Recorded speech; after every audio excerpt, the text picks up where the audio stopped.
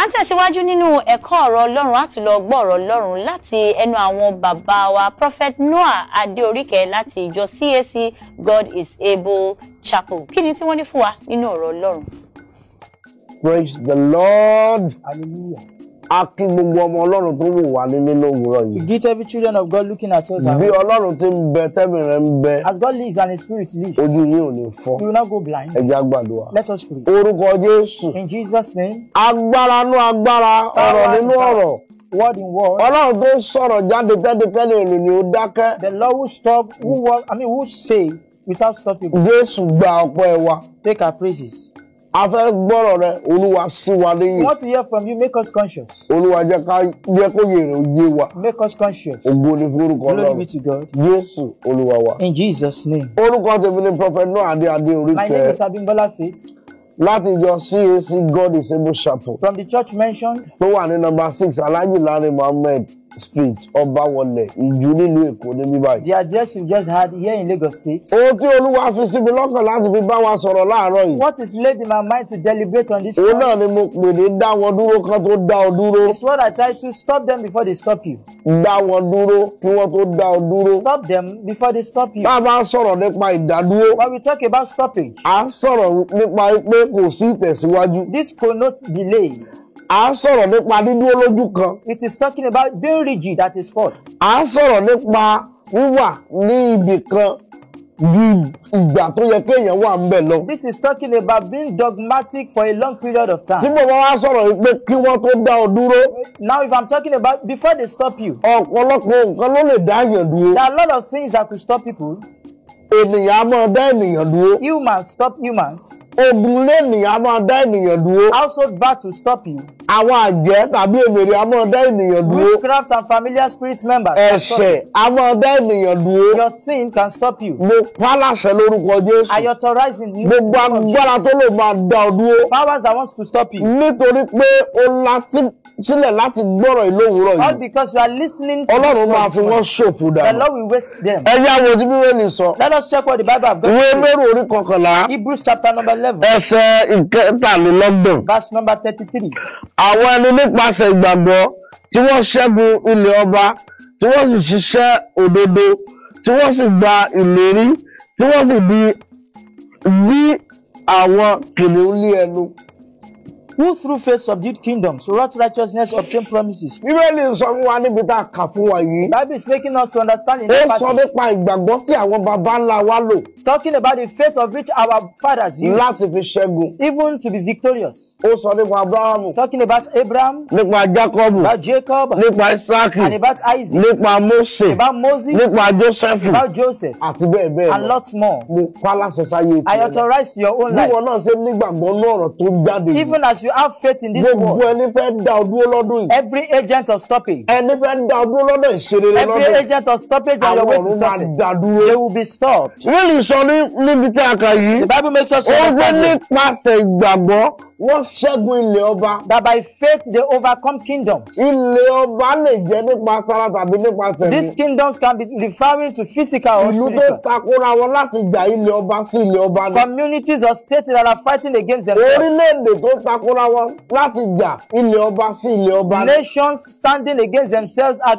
kingdom to kingdom. Agbára tó ń ṣiṣẹ́ nínú òkùnkùn láti dojú ìjà kọ ní ilẹ̀ ọba kan ni. Powers that work in darkness to wage war against the Gbogbo kingdom. ilẹ̀ ọba tó lò ní lọ jìnnà lọ́dún. Every kingdom that says you will not go far. Ilẹ̀ ọba tó ní wàá lọ ṣàṣedànù. Evil kingdoms that say you will go and Lórúkọ Jésù ò ní gbúrò in wọn the mọ́. name of Jesus, you will hear them no more. Dá wọn dúró kan tó dá ọ dúró. Stop them before they stop you. Ìwọ lò níwà burúkú nínú. It is you that do not have evil behavior. Ìwọ lò ní lọ́kàn láti dá ẹnìkan dúró. It is you that you do not have bad intention to stop Rántí people. pé àwọn kan fẹ́ dá ọ dúró. Remember there are some people who are willing to stop Àwọn you. àlárere tó láyẹ̀ kò dùn máwọ̀ kan lójọ. Every of your good dreams, some people are not happy with it. Ẹ wo àlá Jósẹ́fù. Imagine Joseph's dream. Inú tí ẹ ń dùn. He is happy. Ó fi lọ àwọn ẹ̀gbọ́n rẹ̀. Of course, he told his brothers, Àwọn ẹ̀gbọ́n ẹ̀ wọ́n ṣe bí ẹ pé inú wọn dùn sí. and his brother pretended as if they are happy, Wọ́n kọ́kọ́ jù sínú kànga. and they put him inside a dry Nítorí pit, àlárere rẹ̀. all because of his good Wọ́n dreams, àti ẹ̀kọ́ kó má kú síbẹ̀. irrespective of maybe he will die.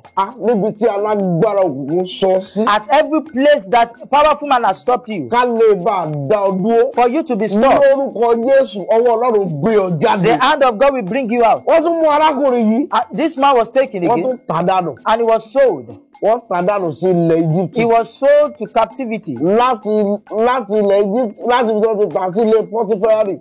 From there even to the house of Potiphar. Láti ilé Pọ́tífárì sínú ọgbà ẹ̀wọ̀n. And from Potiphar's house to the prison. Ṣùgbọ́n nítorí pé arákùnrin yìí dúró dọ̀lọ́run. But all because he waited on God.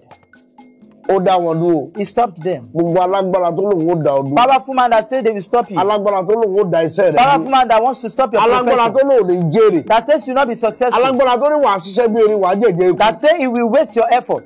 Alágbára bẹ́ẹ̀ máa ṣòfò dà. Such person will be wasted. Dá wọn dúró. Stop them. Kó tó dá ọ dúró. Even before they stop you. Báwo la ṣe lè dá wọn dúró? And how can you go about this? Àwọn wo la fẹ́ dá dúró? Who are the agents of stoppage that want to stop? Àwọn tí mo ti bẹ́nu bà lẹ́ẹ̀kan yẹn. These are the ones I have said before. Ìwà ènìyàn tó jẹ́ orí inú. Your own behavior that is your destiny. Inner mind. Your inner man. Ó mọ dáyàn dúró nígbà mìíràn. It stop you at times. Àwọn agbára ènìyàn tí wọ́n fẹ́ ìlọsíwájú ènìyàn mọ dáyàn dúró nígbà mìíràn. Powerful man that does not want your progression, they stop you at times. Ẹ̀ṣẹ̀ a mọ dá ènìyàn dúró nígbà mìíràn. Your sin at times can stop you. Àjẹ́ tàbí èbèrè a mọ dáyàn dúró nígbà mìíràn. Witchcraft or familiar spirit member can do this. Ara nínú Olúwa. Brethren in the Ẹ jẹ́ Lord. bẹ̀rẹ̀ lórí àkọ́kọ́. Let me ask you this. Nípa ìwà. By your behavior Tàbí orí inú ènìyàn. or your inner man, Báwo ni ìwà ṣe lè dáyàn dúró? how can your character stop you? Báwo lórí inú ènìyàn ṣe lè dáyàn dúró? How can your inner man stop you? Ìwé Ẹ́sítérì orí kìíní yẹn. In the book of Esther chapter 1, Ọba Mídíà àti Páṣíà. the king of Midian, Ó the ní ẹ̀rọ Midianites bá and mi pé Persia, fásitì wá. said, go and call me varsity. Ẹjọ́ wá jó fún mi. Let her come and dance Ó for fi me. ẹwà rẹ̀ hàn. Let her display her beauty Kí ògo rẹ̀ ó lè máa tẹ̀síwájú sí. so that her glory can progress. Káyé rẹ̀ má máa dùn lójú kan. So that her life will not be Káwọn rigid. èèyàn rí i pé lóòótọ́ ló ń dàgbà ṣùgbọ́n ẹwà rẹ̀ pọ̀ sí. So that people will see that though she is growing old, but the beauty Wọ́n is gbà tó there. rí inú rẹ̀ máa takò. But when her inner man is going to Ó go lè against kàn lọ her, sọ fún ọba pé she said, go and tell the king, òun ò ráyè. I have no time for that. Èmi ò ráyè fún rádaràda I yìí. don't have time for trash. Lójú ẹsẹ̀, Instant orí inú rẹ̀ tì kúrò lórí ìtẹ́. her inner man dethroned her. Gbogbo ìwà tó bẹnu rẹ̀. Every evil behaviors within you, Agbára tó bẹnu rẹ̀. powers inside of Orí you, inú rẹ̀. your inner Tó man fẹ́ tì ọ́ kúrò níbi tó yẹ kó o ti that ṣe wants rere. to dethrone you, Tó fẹ́ dá ọ dúró lójú kan. that wants to make you Lórúkọ rigid. Jésù. In the name of Ọlọ́run Jesus, máa dá dúró the láyé Lord will rẹ̀. stop them in your life. Ìwà Your character ó ní ò jẹ́ kẹ́lòmíràn ò débi tó yẹ kó dé. is what has hindered some people from getting to where they should get A to. fojú tẹ́gbẹ́lú wo ẹni tó yẹ kó ràn You lọ́wọ́. look down on somebody that should help you. Ẹni tó ti fojú tẹ́gbẹ́lú wò kò lè gbé ọ sókè. Somebody that you have looked down on cannot elevate you. Mọ́mí ẹ sọ fún dádì tó wà lẹ́gbẹ̀ẹ́ yín. Mommy tell daddy beside you. Dádì ẹ sọ fún mọ́mí tó ń bẹ lẹ́gbẹ̀ẹ́ yín. And daddy do Bọ̀dá likewise. sọ fún àǹtí yẹn. Brother tell that Wípé sister lọ́dún tuntun yìí that this year, yí ìwà rẹ padà. change your character Ká mọ̀ bá dá ọ dúró. so that you will not be stopped. Yí ìwà rẹ padà. Change your character Kó o lè bá aráàyè rìn lọ́nà ìṣeré. for you to walk in a glorious Wọ́n way. gbàgbé o. Never you O tí forget. mo sọ̀rọ̀ lé lórí. This is what I'm talking Dá about. wọn dúró. Stop them Kan tó dá ọ dúró. before they stop you. Ó ìkejì tí mo fẹ́ sọ̀rọ̀ lé lórí tó dáni dúró. The second thing I want us to talk about Ó that ní stop ẹ̀ṣẹ̀. you is sin. Ẹ̀ṣẹ̀ á máa dá ènìyàn dúró Sin contributes to stopping lójú ọ̀nà ìṣerere. and the way of success. Ẹ wo bí Sámsónì ṣe lágbára tó. Imagine how powerful Samson Olúwa was. gbé Sámsónì dìde The Lord elevated láti Samson lo ọ̀pọ̀lọpọ̀ ọdún láyé even to use a lot of years àti láti jà fún Ísírẹ́lì. and to fight for Israelites. Ṣùgbọ́n ẹ̀ṣẹ̀ dá dúró. But sin stopped him.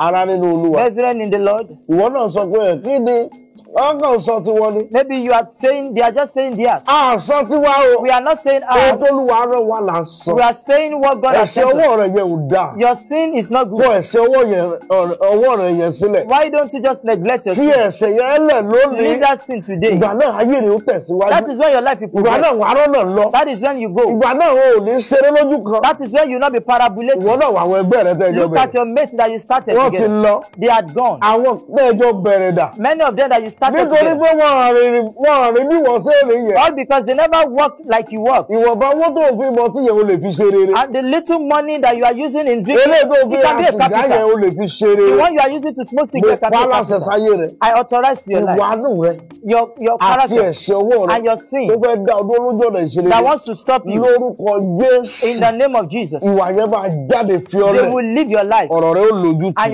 your case will Ọkàn be rẹ̀ ó settled. balẹ̀. You have rest of Ayé mind. rẹ̀ ó tẹ̀síwájú Your lọ́dún life yìí. will will go this wà á year. bẹ̀ ṣe rere. And you will be Bẹ́ẹ̀ prosperous. lolúwa wí. So shall it be. Jésù olúwa In wa. Jesus' Mo name. fi àkókò yìí pè yín. Using this medium Sí to invite program tá à ń ṣe lọ́wọ́lọ́wọ́. you to our ongoing Àwọn program. ṣe níbẹ̀rẹ̀ ọdún. It starts at the Ọlọ́run initial á stage máa of the lò year. láti fi ṣe ìyanu The gan. Lord uses it for Àìmọye power.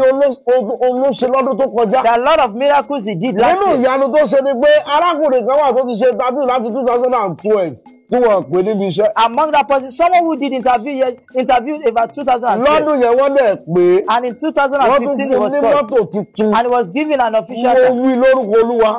Bí wọ́n náà ṣe ń débẹ̀. Even as you are Bó there, ṣe wà ní program as you yẹn, are there, wà á rí tiẹ̀ ṣe. you will get A yours. pè ní dáwọ́ dúró kan tó dá ọ dúró. it is stop them before Ó they stop. bẹ̀rẹ̀ láago méje àárọ̀ sí mẹ́sàn-án. It starts from 7 Nínú a.m. to ìjọ wa 9 a.m. CAC God is able chapel. The church you've just had. Ìwọ gbìyànjú kó o débẹ̀. Make sure you are there. Yóò sì dára fún And it shall be well with you. Ọkàn rẹ̀ ó balẹ̀. Your mind will be A at máa rest. ṣe program yẹn ní ọjọ́jọ́ Wednesday. It starts every Àti ọjọ́ Wednesday Saturday. and Saturdays. Wednesday mẹ́sàn-án. 9 Wednesdays Saturday mẹ́sàn-án. and 9 Saturdays. Yóò dára fún ọ bó ṣe fara hàn. It shall be well with you as O you lè are pè here. mí sórí aago yìí. You can call him 080-350-37841. 080-350-37841. Lọ kó lọ ṣe rere. go and be prosperous.